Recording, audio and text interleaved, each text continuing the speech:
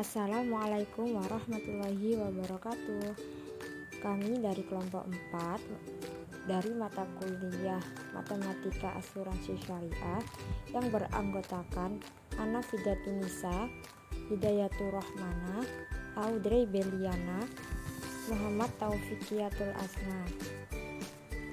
Di sini kita akan mempresentasikan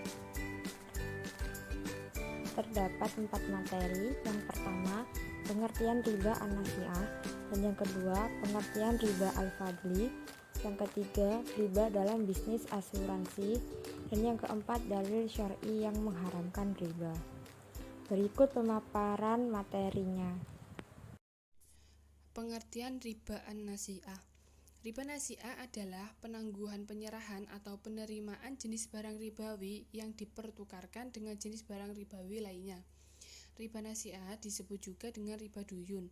Nah, riba duyun memiliki arti yaitu riba yang timbul akibat utang piutang yang tidak memenuhi kriteria untung muncul bersama risiko dan hasil usaha muncul bersama biaya. Nah, di dalam PPT terdapat dua kata, yang pertama al-ghunmu bil ghurmi dan yang kedua ada kharaj bidaman. Al-ghunmu bil ghurmi di sini dapat diartikan profit datang bersama risiko. Dengan kata lain, risiko juga menyertai manfaat.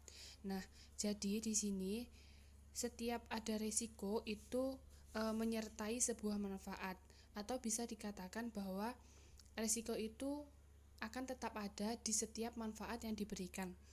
Yang kedua ada al-kharaj bi al-daman. Nah, itu dapat diartikan hasil usaha muncul bersama biaya. Dengan artian, jika kita ingin memperoleh keuntungan, maka harus siap juga menanggung kerugiannya. Atau lebih jelasnya, riba duyun itu adalah riba yang terjadi karena tambahan yang disyaratkan dalam transaksi hutang pihutang.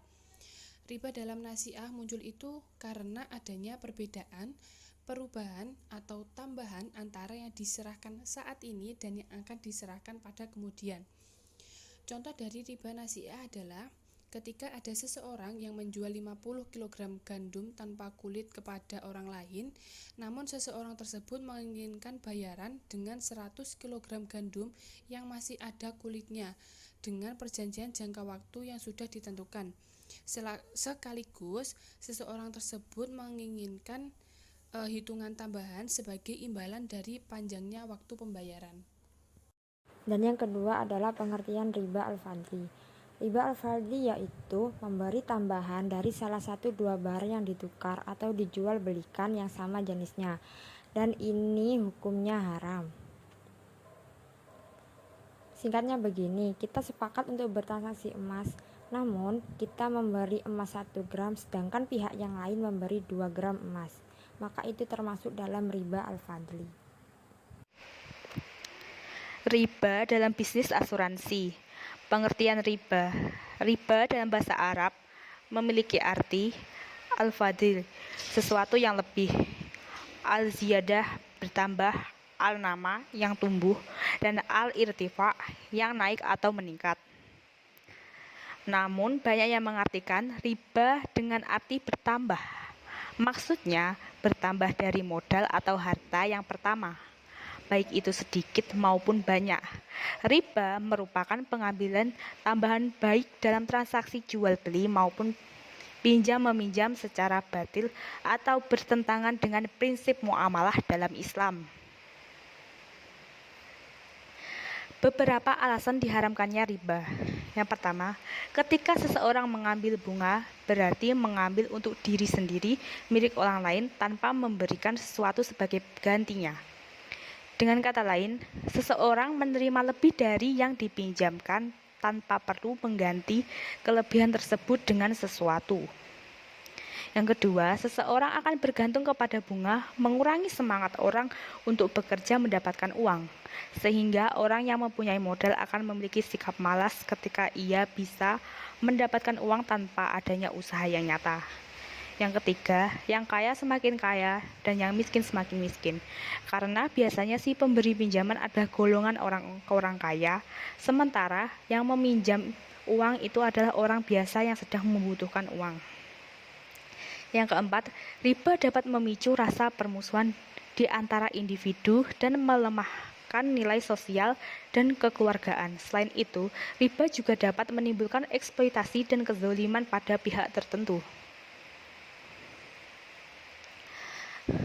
Menurut Afzalur Rahman dalam bukunya yang berjudul Doktrin Ekonomi Islam, bahwa segala yang menyangkut ke asuransi komersial, maka di sana akan terdapat riba yang dalam menentukan keuntungannya menggunakan sistem riba secara bebas dalam segala hal dan tingkatan dalam bisnis tersebut.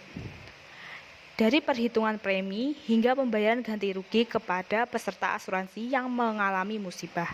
Selain itu, menurut Afzalur Rahman, aspek keuangan asuransi jiwa timbul dari prinsip dasar jaminan kehidupan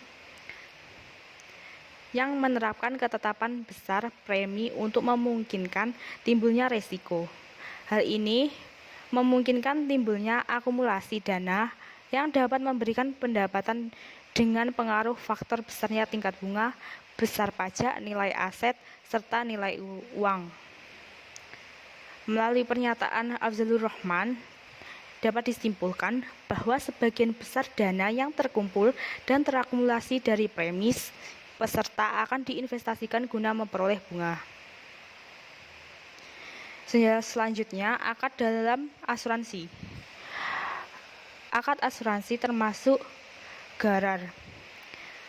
Menurut syariat akad tukar-menukar harus jelas segala sesuatunya. Jika tidak, maka dapat dikatakan gharar. Dalam ketentuan akad asuransi, peserta akan membayar premi secara sekaligus ataupun berangsur-angsur sebagai pengganti uang asuransi yang telah dibayarkan perusahaan saat terjadi suatu peristiwa. Uang asuransi tersebut diberikan tidak selalu sama dengan premi yang telah dibayar, maka dapat dikatakan gharar. Termasuk riba fadli. Apabila jumlah premi yang dibayarkan tidak sama dengan jumlah klaim yang diterima, sehingga dalam hal ini terjadi pertukaran antara uang dengan jumlah yang tidak sama, maka termasuk riba fadli. Selanjutnya, termasuk riba an-nasyah. Meskipun jika uang yang diterima peserta sama dengan jumlah premi yang ia bayarkan, maka hal ini termasuk riba an-nasyah, karena ulama fikih sepakat bahwa jual beli uang dengan uang secara tempo adalah riba an-nasyah apabila nilainya sama.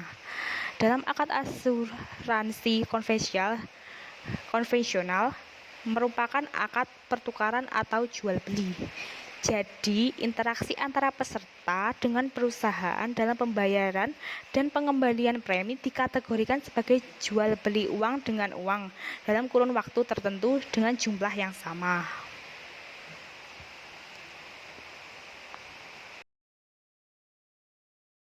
Dalil syar'i yang mengharamkan riba. Salah satunya terdapat pada potongan Quran surat Al-Baqarah ayat 275 yang berbunyi Bismillahirrahmanirrahim wa ahallallahu al-bai'a wa harramar riba, yang artinya Allah telah menghalalkan jual beli dan mengharamkan riba. Pada potongan Quran surat Al-Baqarah ayat 275 ini telah ditegaskan bahwa Allah telah mengharamkan riba. Dalil lain tentang riba terdapat juga dalam Quran surat Al-Baqarah ayat 276 yang berbunyi Bismillahirrahmanirrahim. Yamhaqullahu riba wa yurbis sadaqat. Wallahu la yuhibbu kulla kafarin asim. Yang artinya Allah memusnahkan riba dan menyuburkan sedekah. Dan Allah tidak menyukai setiap orang yang tetap dalam kekafiran dan selalu berbuat dosa. Quran surat Al-Baqarah ayat 276. Dari ayat tersebut, Quran surat Al-Baqarah ayat 276, dapat kita simpulkan bahwa harta dari riba tidak akan barokah. Dan Allah tidak menyukai setiap orang yang selalu berbuat dosa. Dalil tentang riba selanjutnya ada pada Quran surat An-Nisa ayat 161 yang berbunyi Bismillahirrahmanirrahim. Wa akhdhihimur riba wa qad nuhu anhu wa aklihim amwalan nasi bil batil wa a'tadna lil kafirina minhum adzaban alima. Yang artinya, dan disebabkan mereka memakan riba, padahal sesungguhnya mereka telah dilarang daripadanya, dan karena mereka memakan harta benda orang dengan jalan yang batil, kami telah menyediakan untuk orang-orang yang kafir di antara mereka itu siksaan yang pedih. Quran Surat An-Nisa ayat 161. Dari ayat tersebut diketahui bahwa harta dari riba sama dengan mereka yang memakan harta benda orang dengan jalan yang batil, dan mereka yang memakan riba padahal sudah dilarang daripadanya, maka di antara mereka telah disediakan siksaan yang pedih. Sekian dari kelompok kami dan terima kasih atas perhatiannya dari teman-teman. Semoga teman-teman dapat memahami materi kali ini dengan baik dan bisa bermanfaat. Wassalamualaikum warahmatullahi wabarakatuh.